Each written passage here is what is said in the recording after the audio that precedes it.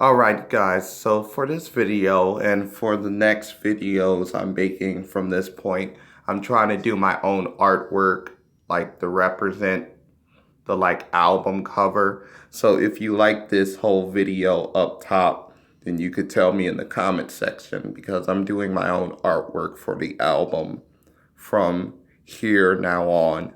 Now, of course, this is G-Eazy, The Beautiful and the Damned, a 1 hour and a quarter and a half long album. So yeah, these albums get longer and longer. So let's get into G-Eazy's backstory. So G-Eazy, the self-opposed John Dame of rap? No, I don't think so. Of course, he's an up-and-coming rapper who, damn, that's pretty short. Okay, so he's an up-and-coming rapper who kind of comes from LA. I see he's from Oakland, the same spot that people like Too Short and E40 is from. Like, damn. He also says in the album that he spent some time in New Orleans and shit. You know, the John Dean of rap. Yeah, right.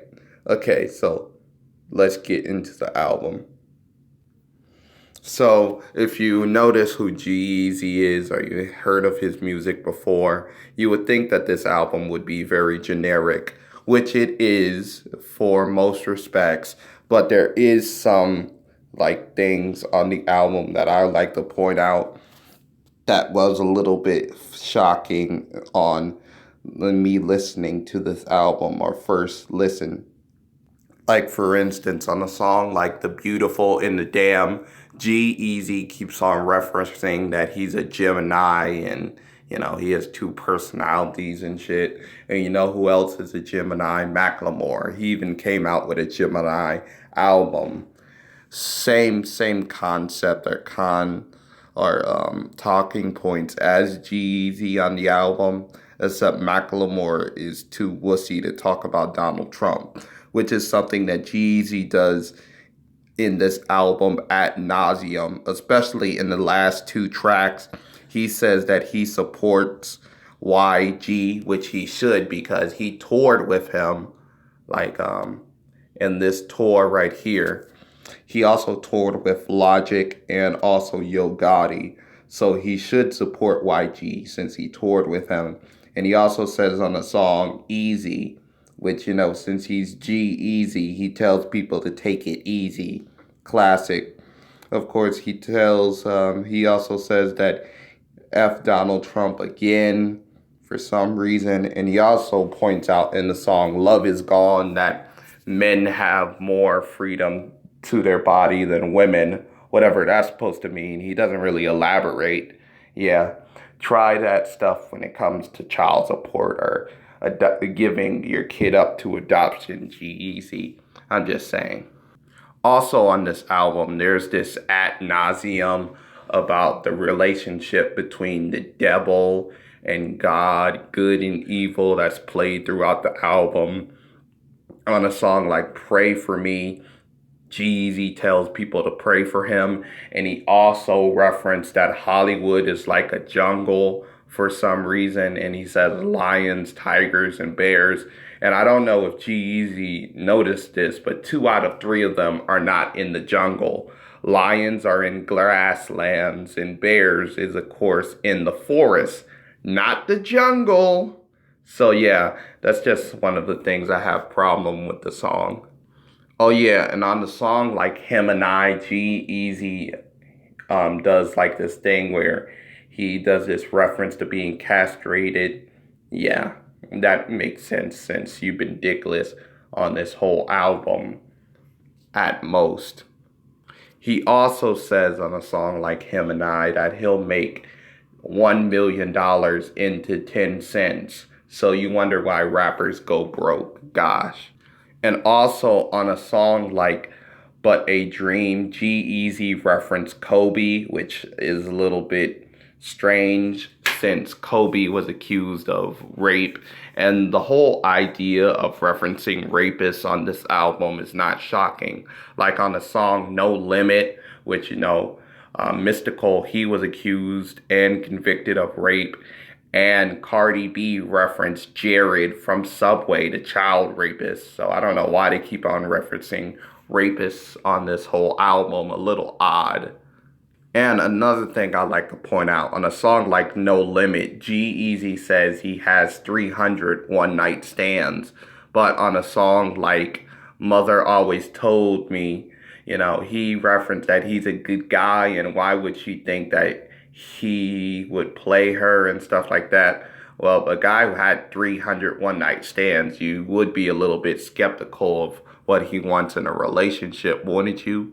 And also, you have songs like Pick Me Up, which reference cocaine clouds next to songs like Gotdamn or Gotdamn. I guess he didn't want to use the word God in it because he's doing like a blasphemy thing, or it would be blasphemous, but he does reference God a lot, or devils and stuff like that. Actually, on a song like Pray For Me, he referenced like angels with horns and stuff like that. So I just noticed that. Why didn't he just say goddamn? I guess that's a new way of putting it or whatever. Pretty creative. But this whole song is about celebrating a woman who's a crackhead slash cokehead. Literally, she talks about how she doesn't smoke, she doesn't drink, she just snorts coke. Okay, that's pretty bad. That's actually worse than smoking and drinking, G-Eazy. In a song like Leviathan, like the feature guest, Sam Martin, he kind of sounds like Charles Mayfield.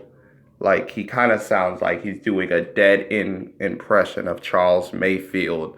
Like, I thought that was a little strange. And on the song Easy, it kind of sounds like he's copying Kanye. Like, I'm talking about 808 slash Yeezy Kanye. Come to think about it, the song Easy sounds, well, the beat at least sounds similar to Heartless by Kanye West, to think about it. And on a song like No Less, he referenced how he always picks quantity over quality. Yeah, we know this whole album is over 1 hour with 20 tracks. Of course you do, bud. But he also referenced the idea that true love is true compromise, which is a pretty nice quote. I'm not even going to hate on him for that one. That was a pretty nice quote.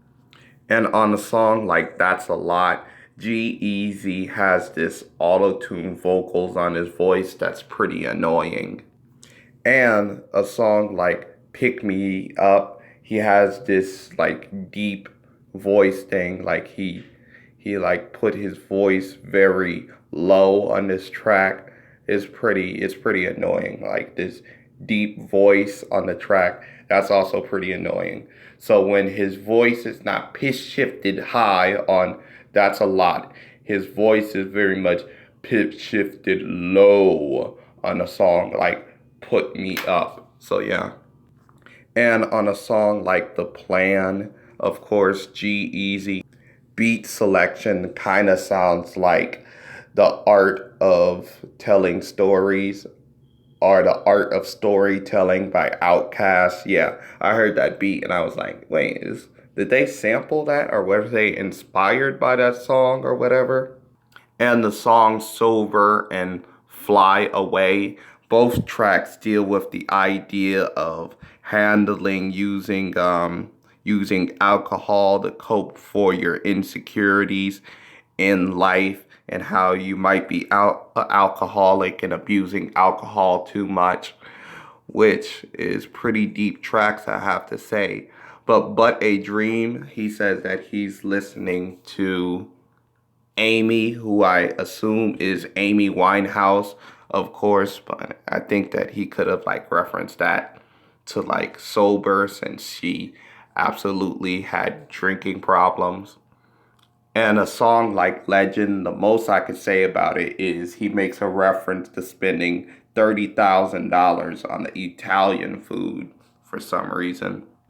And a song like Charles Brown, the most I can remember about it is that it had E40 on it. They probably met while he was doing that whole uh, West Beach mixtape with Too Short. That was pretty okay.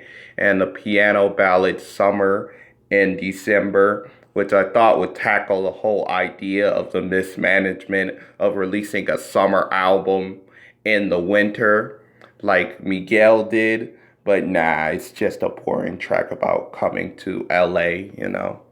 LA out of fish out of water story yet again. Pretty dull. But yeah, I'm just gonna wrap this whole track up. I mean, the album wasn't as generic as I thought it would be, but it's still suffering from below average concepts and above average underperformances of lyrics. I'm not really digging it. I'm gonna give this a 4. Please like, subscribe, and share the video. I'm out.